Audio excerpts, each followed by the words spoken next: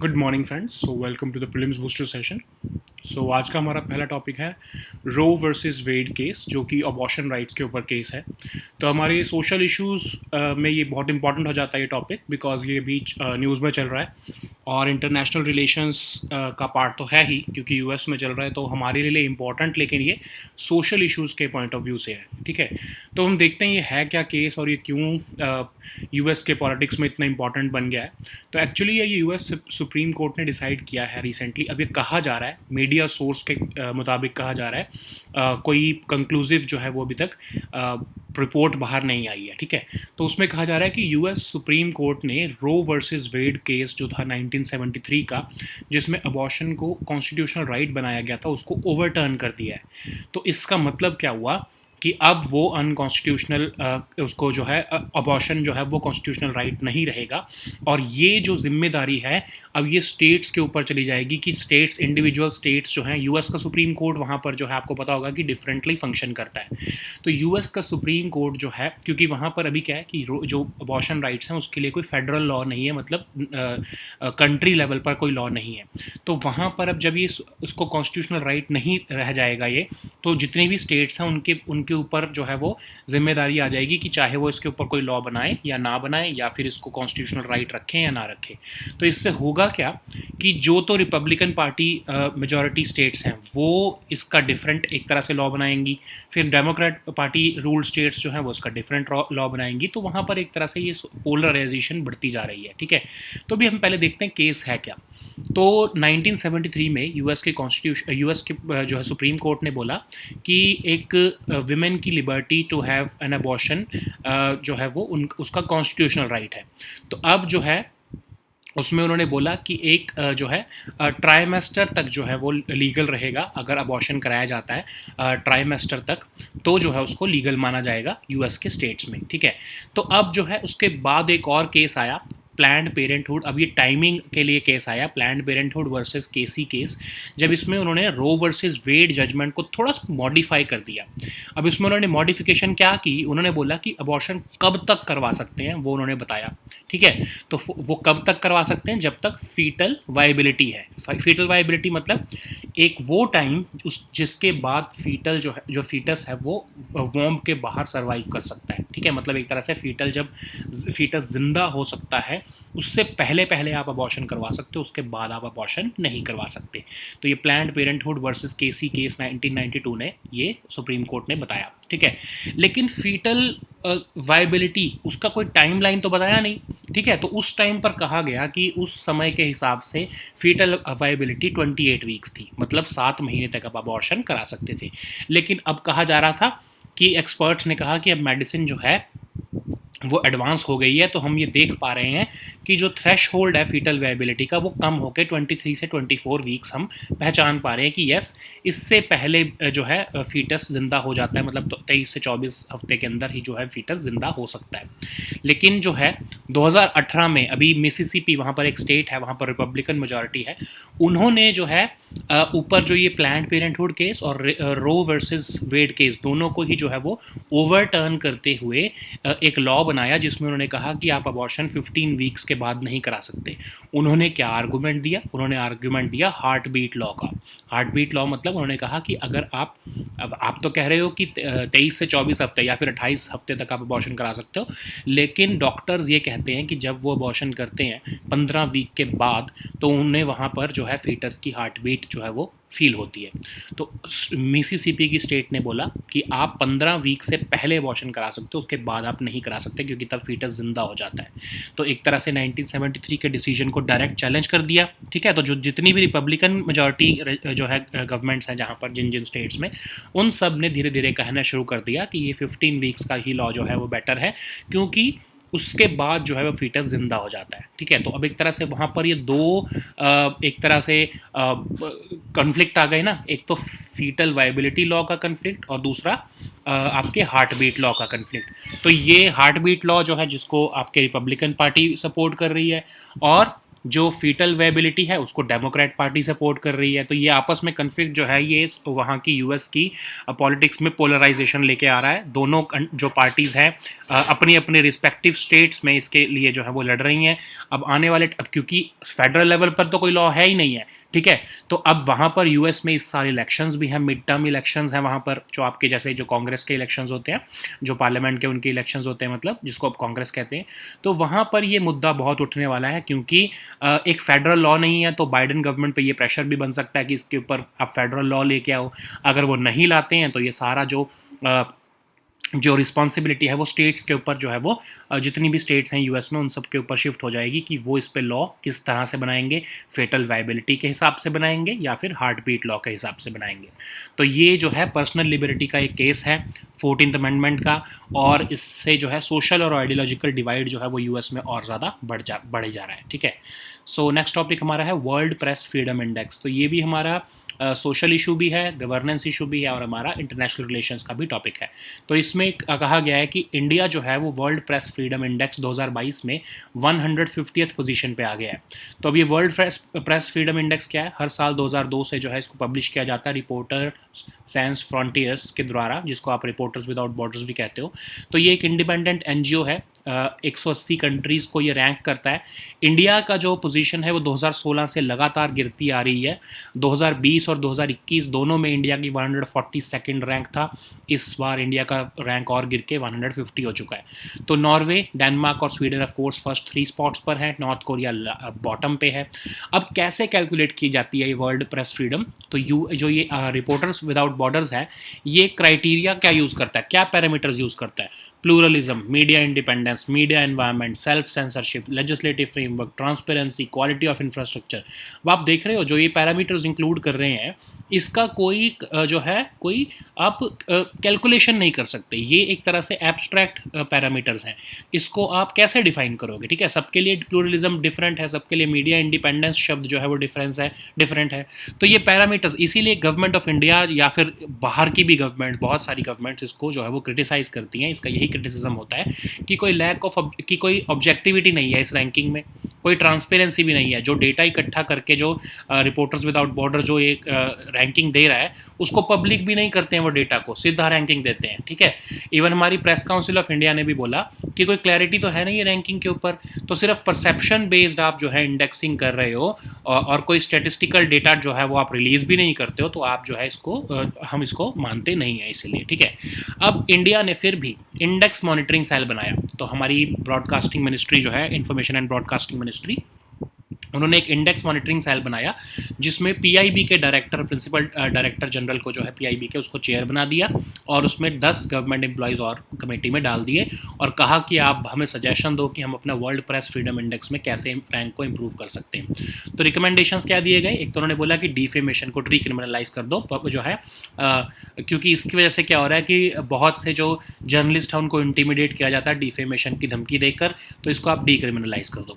दूसरा ये बोला गया कि आप कभी अगर जर्नलिस्ट के ऊपर या किसी मीडिया या पब्लिकेशन के ऊपर जब आप एफआईआर करते हो तो पहले प्रेस काउंसिल ऑफ इंडिया का आप कंसेंट ले लिया करो। तो आपको ये 2 रिकमेंडेशन से जो है आप इम्प्रूवमेंट देख सकते हो अपनी रैंकिंग में, ठीक है।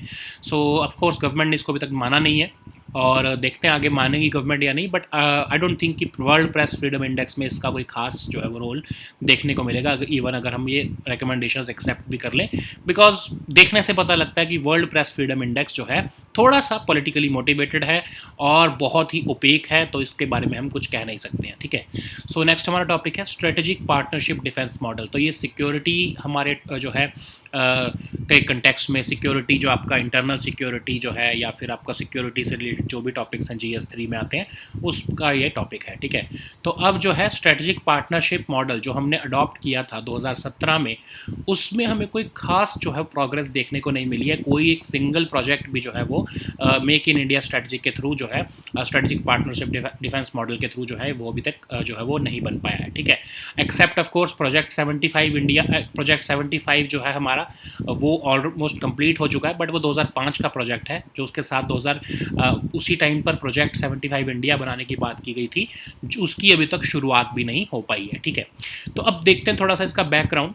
तो मेक इन इंडिया को प्रमोट करने के लिए मिनिस्ट्री ऑफ डिफेंस ने 2017 में ये strategic partnership model Indian private sector के साथ बनाकर के साथ पार्टनरशिप करने के लिए बनाया। ठीक है, तो धीरेन्द्र सिंह कमेटी की रिपोर्ट के मुताबिक जो है इसको तैयार किया गया, इवन डिफेंस प्रोक्योरमेंट प्रोसीजर में भी इसको इंक्लूड किया गया। इस मॉडल में क्या कहा गया कि हम कुछ ऐसी प्राइवेट कंपनीज को आइडेंटिफाई करेंगे जिनको हम अपना स्ट्रेटेजिक पार्टनर बनाएंगे, और ये प्राइवेट कंपनीज जो है फॉरेन ओरिजिनल इक्विपमेंट मैन्युफैक्चरर्स के साथ पार्टनरशिप करेंगी, टाई अप्स करेंगी बड़े बड़े जो है मिलिट्री प्रोजेक्ट्स बनाने के लिए। फिर धीरे धीरे जब उनके पास टेक्नोलॉजी आ जाएगी, फिर ये प्राइवेट कंपनीज इतनी ज़्यादा जो है डेवलप्ड हो जाएंगी कि ये बाद में ये सारे जो मिलिट्री प्रोजेक्ट्स हैं, चाहे वो फाइटर एयरक्राफ्ट हो, चाहे हेलीकॉप्टर हो, सबमरीन्स हो, ये खुद भी बना सकें। ठीक है, सो अभी तक जो है इसमें कहा गया कि शुरुआत में कि हम 5 ऐसे सेगमेंट को आइडेंटिफाई कर 4 सेगमेंट्स को आइडेंटिफाई कर रहे हैं जिसके अंदर ये स्ट्रेटेजिक पार्टनरशिप मॉडल इंप्लीमेंट किया जाएगा। पहला था फाइटर एयरक्राफ्ट, दूसरा हेलीकॉप्टर, फिर submarines and armoured fighting vehicles, और या फिर मेन बैटल टैंक्स। ठीक है, अब हर एक सेगमेंट में एक स्ट्रेटेजिक पार्टनर को सिलेक्ट किया जाना था। स्ट्रेटेजिक पार्टनर जो है वो अपना आगे फॉरेन ओरिजिनल इक्विपमेंट मैन्युफैक्चर कैसे सिलेक्ट करता? पहले तो उनको ये देखना था कि क्या जो वो प्रोडक्ट बनाना चाहते हैं उससे कंपैटिबल प्रोडक्ट्स जो है ये फॉरेन ओरिजिनल इक्विपमेंट मैन्युफैक्चरर बना रहा है। ठीक है, दूसरा ये देखना था कि क्या वो टेक्नोलॉजी ट्रांसफ़र करने के लिए एग्री होंगे।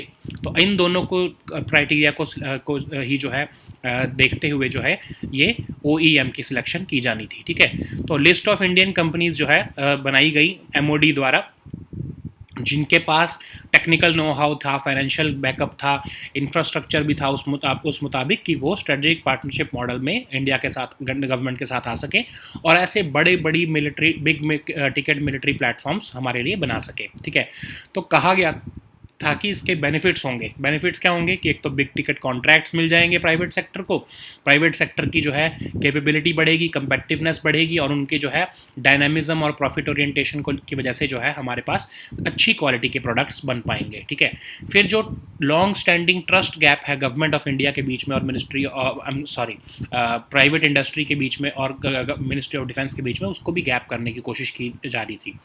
फिर कहा गया कि हमारे को जब टेक्नोलॉजी ट्रांसफ़र होकर मिलेगी तो हमारे इंडिया में भी एक मिलिट्री इंडस्ट्रियल कॉम्प्लेक्स बढ़ेगा, हमारा प्राइवेट सेक्टर पार्टिसिपेशन जो है हमारे डिफेंस प्रोजेक्ट्स में बढ़ेगी। ठीक है, लेकिन कंसर्न्स भी थे ऑफ कोर्स, क्योंकि हमारे क्या होता है कि मेक और बाय एंड मेक जो प्रोसीजर्स हैं वो हमारे आज तक जो है कोई खास जो है रिजल्ट नहीं दे पाया है, कोई रिफॉर्म नहीं किया है हमने स्ट्रक्चर में। डिसीजन मेकिंग प्रोसेस जो है हमारी गवर्नमेंट में वो भी स्लो है।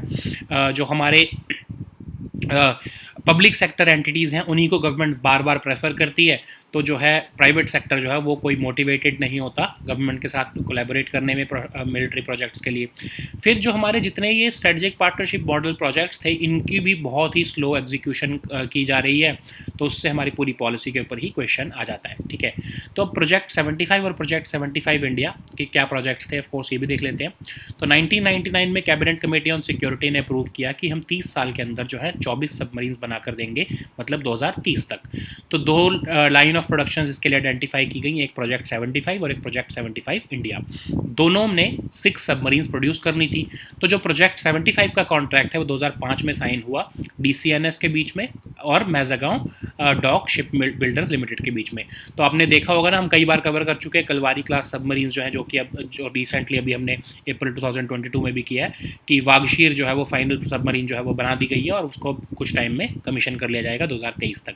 लेकिन जो P75 इंडिया है उसमें बहुत डिले हो चुका है। ठीक है, उसका तो अभी तक कॉन्ट्रैक्ट भी साइन नहीं हुआ है। P75 इंडिया के अंदर जो है हमने एयर इंडिपेंडेंट प्रोपल्शन सिस्टम वाली सबमरीन्स बनानी थी, आपको याद होगा ना, हमने इसको भी डिस्कस किया था। तो हमने 6 डीजल इलेक्ट्रिक स्टेल्थ सबमरीन्स बनानी थी एयर इंडिपेंडेंट प्रोपल्शन सिस्टम की। तो अभी रिसेंटली इसमें ये न्यूज़ आई है कि जो DCNS जो अब फ्रेंच ग्रुप है उन्होंने ये बोला है कि वो एयर इंडिपेंडेंट प्रोपल्शन सिस्टम जो है उसके साथ सबमरीन नहीं बना सकते। तो उन्होंने इंडिया को बोला कि आप कोई और पार्टनर ढूंढ लो। तो अभी तो तक जो है प्रोजेक्ट 75 इंडिया के जो है उसके अंदर कोई हमने फॉरेन पार्टनर भी नहीं ढूंढा है, अभी तक कॉन्ट्रैक्ट भी साइन नहीं हुआ है। ठीक है, सो नेक्स्ट टॉपिक हमारा है सेकंड इंडिया नॉर्डिक समिट। तो ऑफकोर्स ये इंटरनेशनल रिलेशंस का टॉपिक है। तो आपको पता है कि अभी पीएम मोदी जो है वो यूरोप के दौरे पर हैं, तो उन्होंने अभी रिसेंटली इंडिया नॉर्डिक समिट भी जो है सेकंड, उसको भी जो है वो अटेंड किया है। इसमें हमने post pandemic economic recovery, climate change, sustainable development, digitalisation, green and clean growth, इन सब के बारे में डिस्कशन किया है। पीएम मोदी ने उनको बोला है कि आप मैरीटाइम सेक्टर में हमारे साथ पार्टनरशिप करो, आर्कटिक रीजन के में भी इंडिया नॉर्डिक रीजन के साथ कैसे पार्टनरशिप कर सकता है उसके बारे में भी डिस्कशन हुई है। इवन नॉर्डिक कंट्रीज़ के सोवरन वेल्थ फंड्स को कहा गया है कि आप इंडिया में इन्वेस्ट करो, ठीक है। अब ये नॉर्डिक कंट्रीज़ हैं कौन सी, तो यहाँ मैप से देखते हैं। तो ये डेनमार्क, स्वीडन, नॉर्वे, फिनलैंड और आइसलैंड, जो ये 5 कंट्रीज़ हैं, इनको हम नॉर्डिक कंट्रीज़ कहते हैं, ठीक है। तो इसमें आपको फन फैक्ट आपको पता होना चाहिए कि जो आइसलैंड है उनकी पार्लियामेंट वर्ल्ड के ओल्डेस्ट पार्लियामेंट है। स्वीडन इसमें सबसे बड़ा है, ऑफ कोर्स लार्जेस्ट है और मोस्ट पॉपुलस भी है। आइसलैंड जो है वो लीस्ट पॉपुलस है, ठीक है। डेनमार्क जो है वो सबसे छोटा है, साइज़ में सबसे छोटा है, ठीक है। सो अब ये थोड़े से छोटे से फैक्ट्स हैं। अब फर्स्ट इंडिया नॉर्डिक समिट जो है हमने 2018 में स्टॉकहोम में हुई थी, और उस टाइम पर global security, economic growth, innovation और क्लाइमेट चेंज पर बात की गई थी। और नॉर्डिक कंट्रीज इंडिया के लिए क्यों इंपॉर्टेंट है, क्योंकि उनकी इकोनॉमी लगभग 1.6 ट्रिलियन डॉलर्स की इकोनॉमी है। हमारा बायलैटरल ट्रेड भी 13 बिलियन डॉलर्स का है। तो हमारे लिए नॉर्डिक कंट्रीज के साथ पार्टनरशिप करना बहुत इंपॉर्टेंट है, ठीक है। सो नेक्स्ट हमारा टॉपिक है ट्रेड डेफिसिट इन इंडिया। तो ये हमारे इकोनॉमी का टॉपिक है, इसको भी देख लेते हैं। तो इंडिया का अप्रैल 2022 का ये आंकड़ा है कि हमारा जो एक्सपोर्ट है वो 38.19 बिलियन डॉलर पर पहुंच गया है, जो कि पिछले साल के मुताबिक 24% के आसपास का इंक्रीज़ है, लेकिन 9.5% लोअर है if we compare it with March 2022, ठीक है। तो अब इसमें क्या हुआ है कि इंपोर्ट्स भी हमारे बहुत बड़े हैं। तो लगभग 58.26 बिलियन के इंपोर्ट्स हुए हैं। तो हमारा लगभग जो है 19.5 आई एम सॉरी जो है आपका ट्रेड डेफिसिट कितना हुआ, of course 58.26 minus 38.19 billion, almost 20 billion dollar का जो है 20.07 बिलियन डॉलर का जो है ट्रेड डेफिसिट हमको देखने को मिला है, ठीक है। सो गोल्ड इंपोर्ट्स बहुत नीचे गिरे हैं, 73% हमने इंपोर्ट कम किया है गोल्ड का। लेकिन कोल के इंपोर्ट्स लगभग डबल हो गए, ठीक है। आपको पता होगा ना, कोल क्राइसिस चल रहा था तो हमको इंपोर्ट करने पड़े। फिर पेट्रोलियम के भी इंपोर्ट्स जो है वो लगभग 81.2% इंक्रीज़ हुए हैं, ऑफकोर्स, क्योंकि पता है आपको कोल प्राइसेस बहुत पेट्रोलियम प्राइसेस भी बहुत ज़्यादा बढ़े, तो उसकी वैल्यू भी जो है हमारी इंपोर्ट्स की वो बहुत ज़्यादा आपको देखने को मिल रही है। लगभग 1/3 ऑफ जो टोटल इंपोर्ट्स हैं इस महीने के, वो हमारे पेट्रोलियम इंपोर्ट्स ही हैं, ठीक है।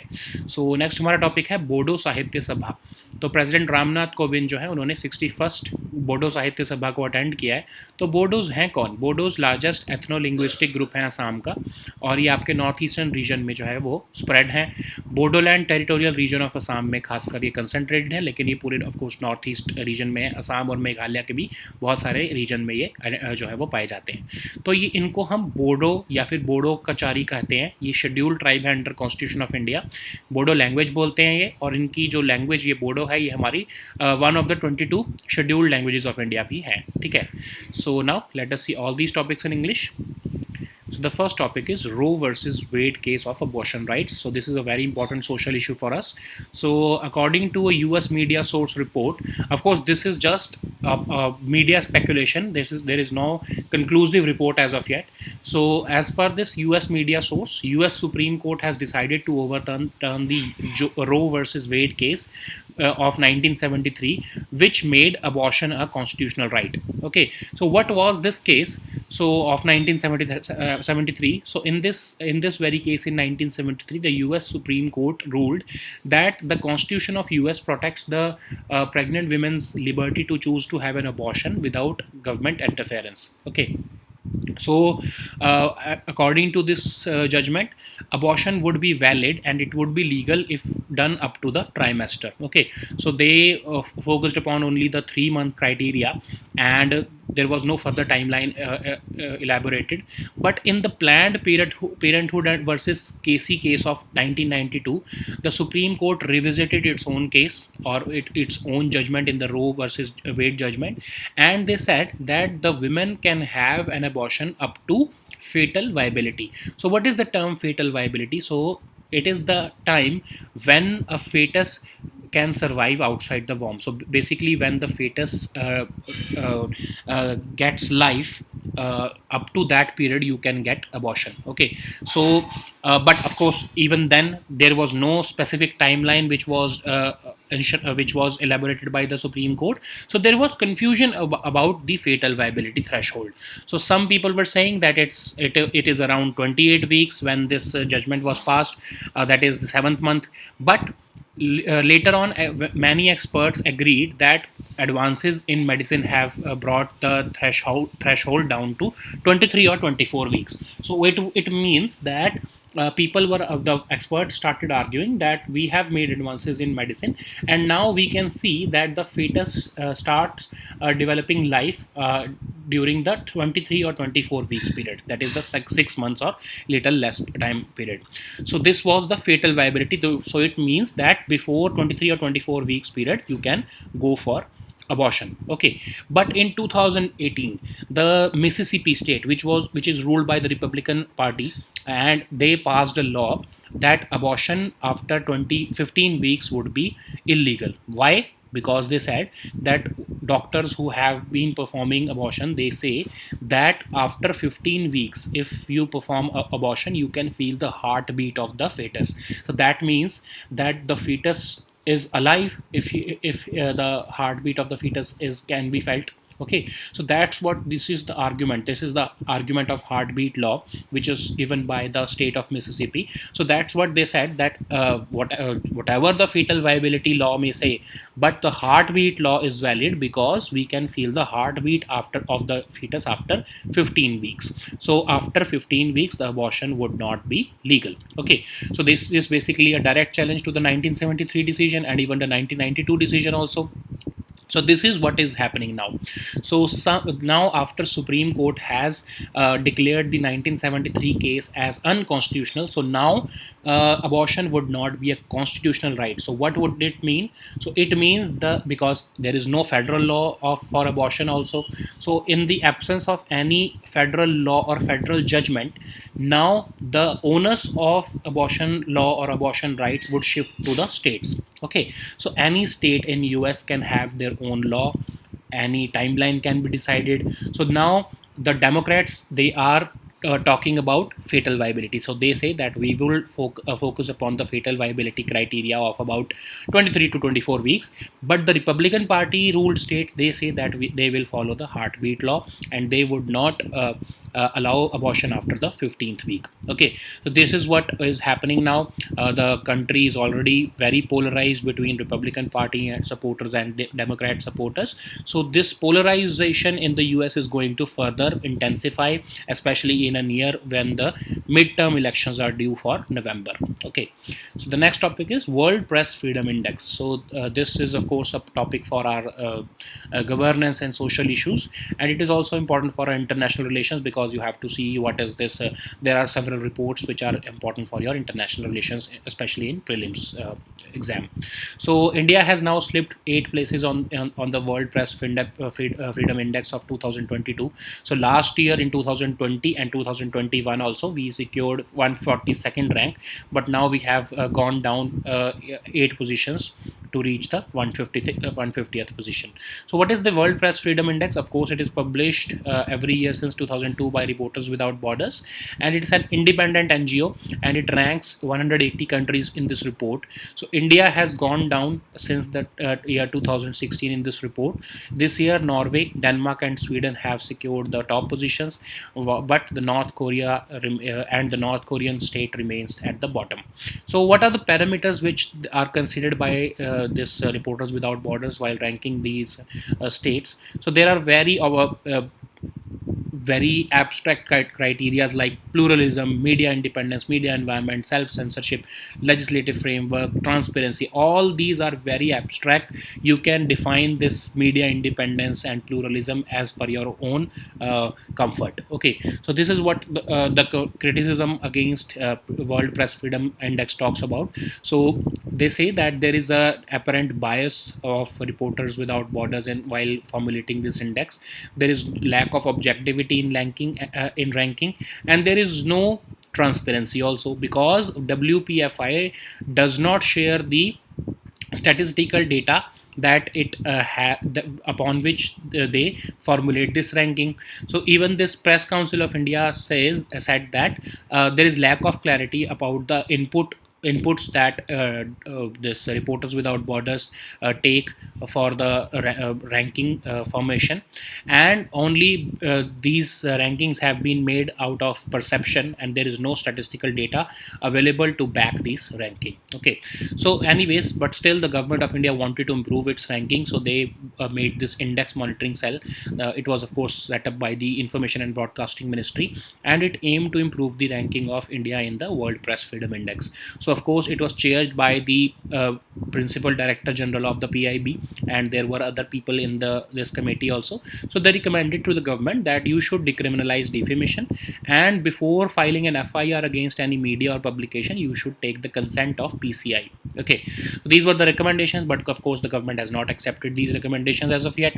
So until this, even if this is my personal opinion, of course, even if the government takes these recommendations and they implement it, there would be not be any considerable change into the World Press Freedom Index, because it seems that this index is very shady and they use certain questionable material to rank the countries in this World Press Freedom Index. Okay, so the next topic is strategic partnership defense model. So even after 5 years of bringing this strategic partnership model for defense projects and to increase indigenous defense manufacturing, not even a single project has been launched under this Make in India strategy. Okay, so of course the project 75 India, which was also being touted as a very important project to build 6 diesel electric stealth submarines, it has not even reached the contract signing stage. Okay, so what is the background of this model? Of course, to promote Make in India, it was announced by Ministry of Defense in 2017, and it was proposed by the Dhirendra Singh Committee in its 2015 report, and it was also included in the Defense Procurement Procedure of 2016. Now we have already reached the Defense Procurement Procedure of 2020. So what is this model? What was this model when it was of course approved? So the idea was to identify a few Indian private companies who would be considered as the strategic partners of the Ministry of Defense, and these private companies would be encouraged to tie up with few shortlisted foreign original equipment manufacturers to manufacture big ticket military platforms. So 4 segments were identified initially: for fighter aircrafts, helicopters, submarines, and armored fighting vehicles or main battle tanks.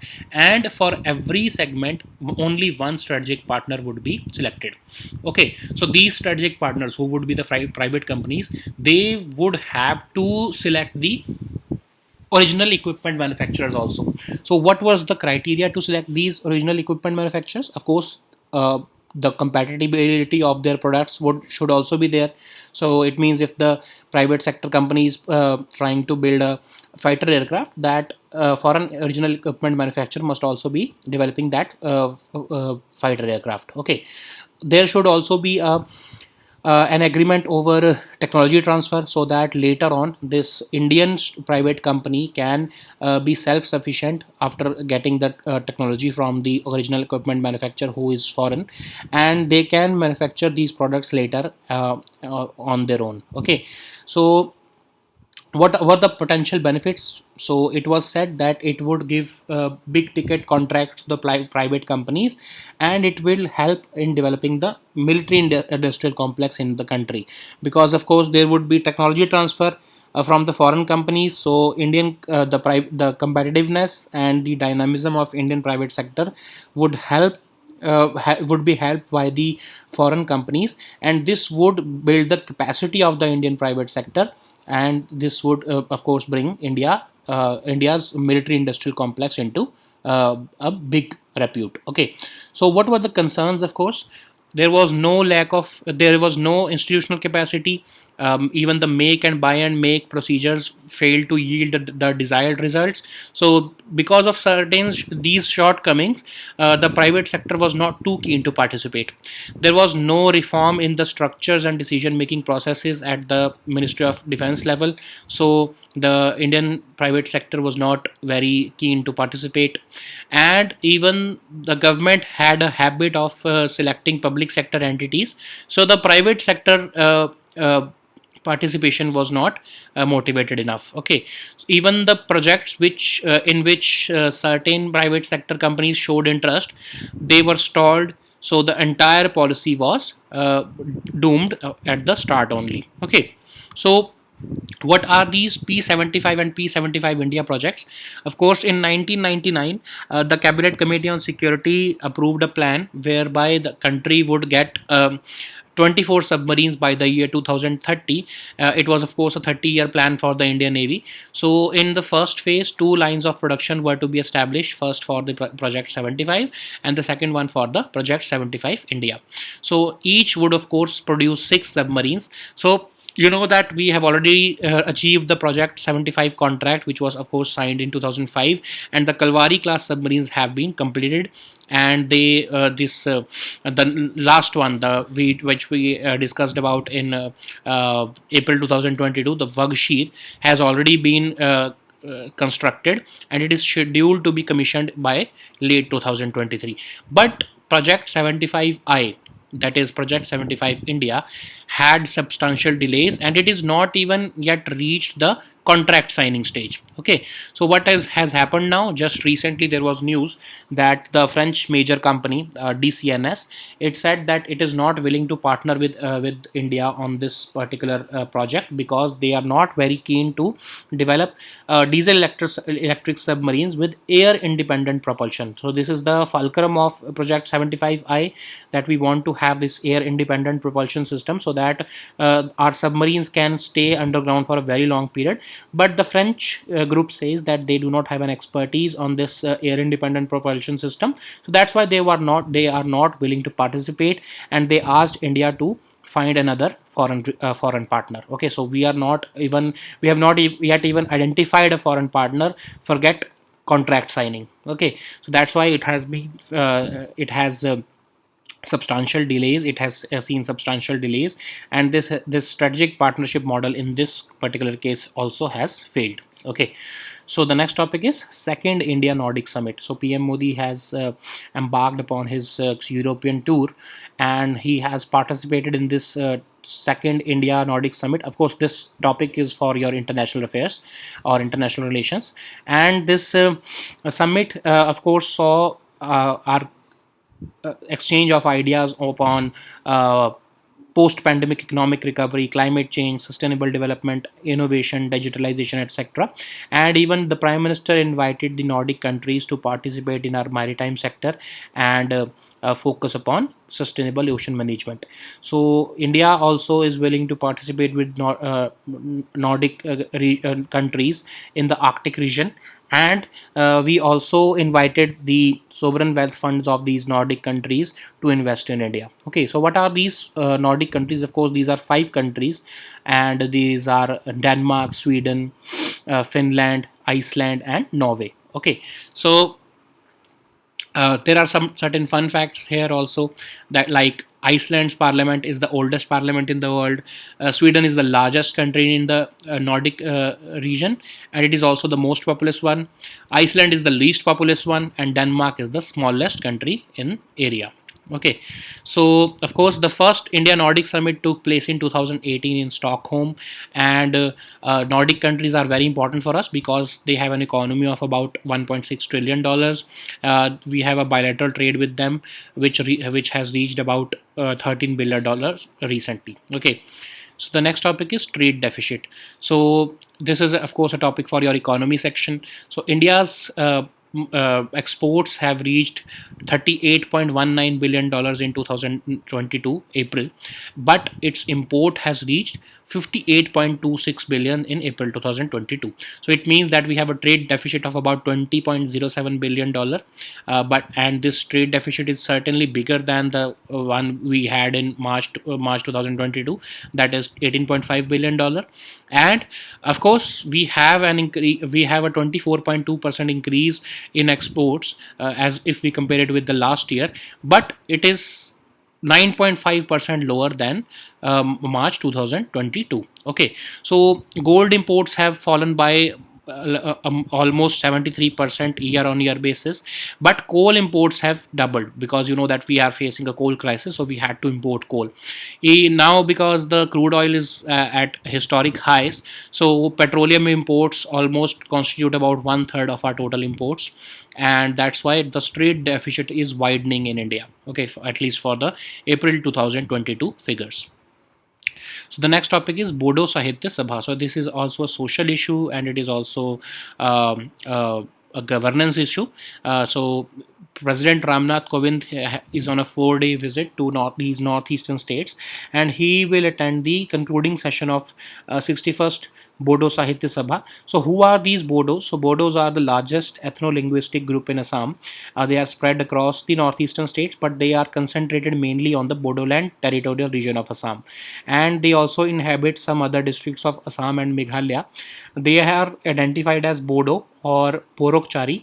They are scheduled tribe under the Constitution of India. They speak the Bodo language, which is also one of the 22 scheduled languages of India. Okay, so these were our topics for today. We'll meet next time with new topics. Until then, goodbye and take care.